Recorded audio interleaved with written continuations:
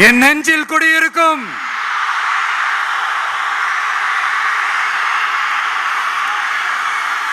புதுச்சேரி மக்கள் உங்கள் அனைவருக்கும் என்னுடைய வணக்கம். வணக்கம் வணக்கம். எல்லாரும் எப்படி இருக்கீங்க?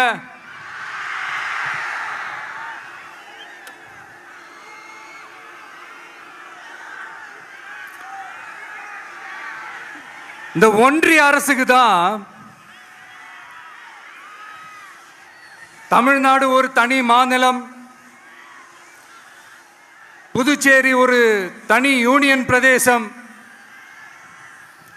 அவங்களுக்கு தான் தமிழ்நாடு தனி, புதுச்சேரி தனி, இப்படிலாம் இருப்பாங்க. ஆனா நமக்கெல்லாம் அப்படி கிடையாதுங்க. நாமெல்லாம் வேறு வேறு கிடையாது. நாம் எல்லாரும் ஒண்ணுதான்.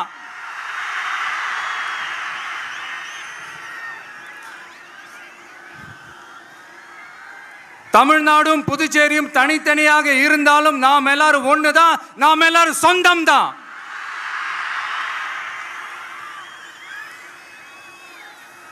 வேற வேற வீட்டுல, வேற வேற ஊர்ல, வேற நாட்டுல, வேற ஸ்டேட்ல இருக்கிறதுனால நாம் எல்லாரும் சொந்தங்கள் இல்லைன்னு ஆயிட முடியுமா? அது எப்படி முடியும்?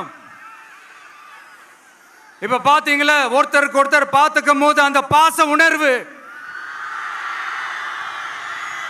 அதுதாங்க, அது மட்டும்தான். அது இருந்துட்டாலே போதும், வேற எதுவுமே தேவையில்லை.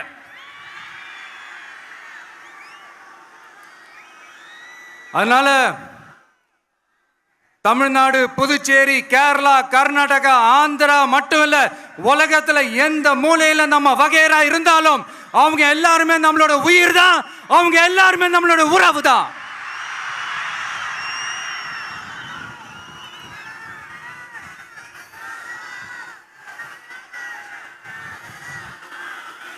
புதுச்சேரினாலே உடனே ஞாபகத்துக்கு வர்றது மணக்குள விநாயகர், அரவிந்தர் ஆசிரமம், வில்லியனூர் மாதான் சொல்லி இவங்க எல்லாரும் ஞாபகத்தில் வருவாங்க. அது மட்டும் இல்ல, மகாகவி பாரதியார் அவர்கள் இருந்த மண்,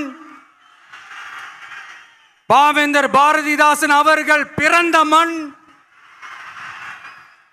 அது மாதிரி இன்னும் சிறப்புகளை அடுக்கிக்கிட்டே போலாம். ஆனா அரசியல்னு வந்துட்டா ஒரு முக்கியமான விஷயத்தை பத்தி நம்ம சொல்லி ஆகணும். 1977 புரட்சி தலைவர் எம்ஜிஆர் அவர்கள் தமிழ்நாட்டில் ஆட்சி அமைச்சாங்க. ஆனா அதுக்கு முன்னாடியே 1974 இங்க புதுச்சேரியில அவங்களோட ஆட்சி அமைஞ்சது. அதனாலதான் அப்பவே சொன்னாங்க, நமக்காக வந்தவர் எம்ஜிஆர், அவரை தமிழ்நாட்டில் மிஸ் பண்ணிடாதீங்கன்னு நமக்கு அலர்ட் பண்ணதே புதுச்சேரி தான். அப்படிப்பட்ட புதுச்சேரி நம்மளால மறக்க முடியுமா? அது மட்டும் இல்ல, இங்க இருக்கிற மக்கள் தமிழ்நாடு மாதிரியே புதுச்சேரி மக்களும் என்ன கிட்டத்தட்ட ஒரு 30 வருஷமா என்ன தாங்கி பிடிச்சுக்கிட்டு இருக்கிறீங்க.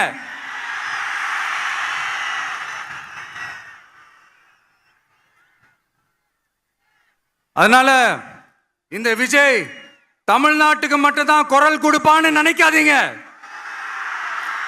அப்படி பண்ணாத தவறு. புதுச்சேரி மக்களுக்கும் சேர்த்து தான் குரல் கொடுப்பான்.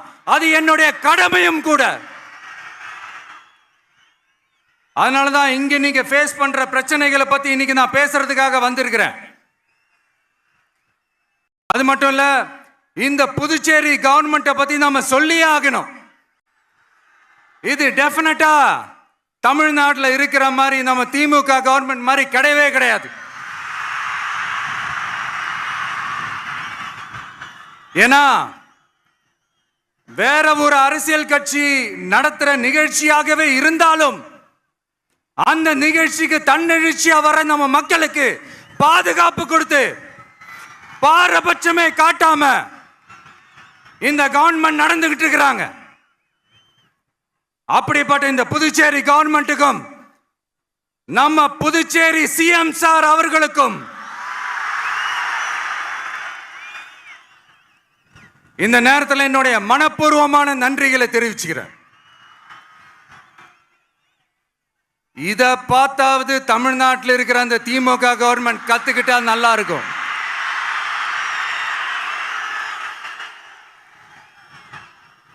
ஆனா அவங்க கத்துக்க மாட்டாங்க. பரவாயில்ல, வரப்போற எலெக்ஷன்ல 100% கத்துக்குவாங்க. அத நம்ம மக்கள் பார்த்துக்குவாங்க. புதுச்சேரியில் இருக்கிற கவர்மெண்டோட கூட்டணி ஆட்சியில் இருந்தாலும் புதுச்சேரிய ஒன்றிய அரசு எதிலையுமே கண்டுக்கல என்றது புதுச்சேரி மக்களான உங்களுக்கு நல்லாவே தெரியும். மாநில அந்தஸ்து கோரிக்கையை மட்டுமா கண்டுக்கல, இங்க வளர்ச்சி ஏற்படவும் துணை நிக்கவே இல்லைன்னு கேள்விப்படுறோம். இந்த புதுச்சேரிக்கு இன்னும் மாநில அந்தஸ்து கொடுக்கல. மாநில அந்தஸ்து வேணும்னு கேட்டு பல முறை சட்டசபையில தீர்மானம் போட்டு ஒன்றிய அரசுக்கு அனுப்பி வச்சுக்கிட்டே இருக்கிறாங்க. இந்த வருஷம் கூட மார்ச் மாசம் 27ஆம் தேதி 2025 அன்னைக்கு ஒரு தீர்மானம் போட்டாங்க. அது மாநில அந்தஸ்து வேணும்னு கேட்டு ஒன்றிய அரசுக்கு அனுப்புற 16வது தீர்மானம். புதுச்சேரி காரைக்கால் பகுதிகளில் மூடப்பட்ட 5 மில்கள், பல்வேறு தொழிற்சாலைகளை மீண்டும் திறக்கிறதுக்கு இதுவரைக்கும் ஒரு துரும்ப கூட கிள்ளி போடல. பல்லாயிரக்கணக்கான இளைஞர்களோட வேலை வாய்ப்புக்காக எதையுமே செய்யல. இங்க ஒரு ஐடி கம்பெனி உருவாகணும்ன்றது எண்ணமே இல்லை. அதை பத்தி யார் பேசினாலும் அது அவங்க காதல விழவே விழல. இங்க ஒரு அமைச்சரை ஊழல் குற்றச்சாட்டுல பதவி விட்டு நீக்கப்பட்டு அந்த இடத்துக்கு இன்னொருத்தரை நியமிச்சு 200 நாள் ஆச்சு. இன்னும் அவருக்கு ஒரு இலாக்காவே தரல. இந்த செயல் சிறுபான்மை மக்களை அவமானப்படுத்துறதுன்னு அந்த மக்களே சொல்றாங்க. புதுச்சேரியோட முக்கிய அங்கமாக இருக்கிற காரைக்கால், மாகே, ஏனாம் பகுதிகளில் எல்லாம் முன்னேற்றமே இல்லைன்னு அந்த பகுதி மக்கள் சொல்லிக்கிட்டே இருக்கிறாங்க. குறிப்பா காவிரியோட கடைமடை பகுதியான காரைக்காலை மொத்தமா கைவிட்ட மாதிரி தான் இருக்குது. இது எல்லாமே முன்னேற்றம் அடையணும். டூரிஸ்ட் பிளேஸ் ஆன புதுச்சேரியில போதுமான அளவு பார்க்கிங் வசதி இல்ல, போதுமான அளவு கழிப்பறை வசதி இல்ல. இதெல்லாமே மேம்படுத்தணும். புதுச்சேரி கடலூர் மார்க்கமான ரயில் திட்டம் வேணும்ங்கிறது நீண்ட கால கோரிக்கை. புதுச்சேரி மக்களுக்கு ஒன்னே ஒண்ணுதான் சொல்லணும், இந்த திமுகவை நம்பாதீங்க. அவங்களுக்கு உங்களை நம்ப வச்சு ஏமாத்துறது தான் அவங்க வேலையே. நான் சொன்ன பல கோரிக்கைகளை எல்லாம் தீர்த்து வைக்கிறதுக்கு நம்ம புதுச்சேரி கவர்மெண்ட்டுக்கும் அதோட மக்கள் திட்டங்களுக்கும் ரொம்ப அக்கறையா உண்மையா துணை நிற்கிறோம். தமிழ்நாட்டை ஒதுக்குற மாதிரி புதுச்சேரியும் ஒதுக்க கூடாதுன்னு நாங்க கேட்டுக்கிறோம். கிட்டத்தட்ட 20 லட்சம் பேர் வாழ்ற யூனியன் பிரதேசமான புதுச்சேரி மத்திய நிதி குழுவில் இடம்பெறவில்லை. அதனால் மாநிலங்களுக்கான நிதி பகிர்தல் அடிப்படையிலும் யூனியன் பிரதேசங்களுக்கான நிதி பகிர்தல் அடிப்படையிலும் புதுச்சேரிக்கு நிதி ஒதுக்கப்படுவதில்லை. அதனால ஒவ்வொரு ஆண்டும் புதுச்சேரிக்கு தோராயமாகவே மத்திய அரசு நிதியை விடுவிக்கிறது. அந்த நிதியும் அரசு ஊழியர்களின் சம்பளம், ஓய்வூதிய தொகை உள்ளிட்ட திட்ட செலவுகளுக்கே சென்று விடுவதால் மீத தேவைக்கு வெளிச்சந்தையிலும் கடன் பத்திரங்களை கடன் வாங்குகிறது புதுச்சேரி. இந்த நிலைமை மாறணும்னா ஒரே வழி, மாநில அந்தஸ்து நம்ம புதுச்சேரி மக்களோட பல்லாண்டு கால கோரிக்கை. புதுச்சேரிக்கு போதுமான நிதி வரத்து இல்லாததுனால வெளியே கடன் வாங்க வேண்டியதா இருக்கு. புதுச்சேரியோட கடனை குறைச்சு தற்சார்பு பொருளாதாரத்தை வளர்த்தெடுக்க திட்டங்கள் வகுக்கப்பட வேண்டும். மாநில அந்தஸ்து வாங்கினா மட்டும் போதாது இல்லையா, தொழில் வளர்ச்சியும் தேவையாச்சே. புதுச்சேரி தென்னிந்தியாவின் முன்னணி இண்டஸ்ட்ரியல் ஹப்பாக மாற்ற எல்லா முயற்சிகளும் எடுக்க வேண்டும்.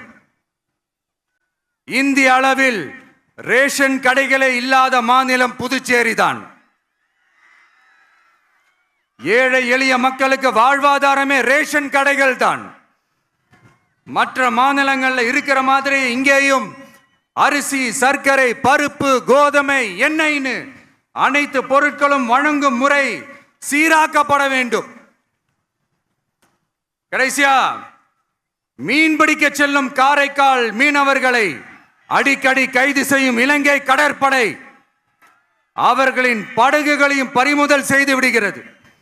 அதனால் நீண்ட போராட்டங்களுக்கு பிறகு அவர்கள் விடுவிக்கப்பட்டாலும் படகுகள் கிடைக்காததால் படு மோசமான நிலைக்கு தள்ளப்படுகின்றனர். இந்த நிலை மாற வேண்டும். நான் மறுபடியும் சொல்றேன், இந்த விஜய் புதுச்சேரி மக்களுக்காகவும் எப்பவும் துணை நிற்பான். வரப்போற புதுச்சேரி தேர்தல் களத்துல நம்மளுடைய தமிழக வெற்றி கழகத்தின் கொடி பட்டொளி வீசி பறக்கும். கான்பிடென்டா இருங்க, நல்லதே நடக்கும். வெற்றி நிச்சயம். மீண்டும் சந்திக்கும் வரை நன்றி, வணக்கம்.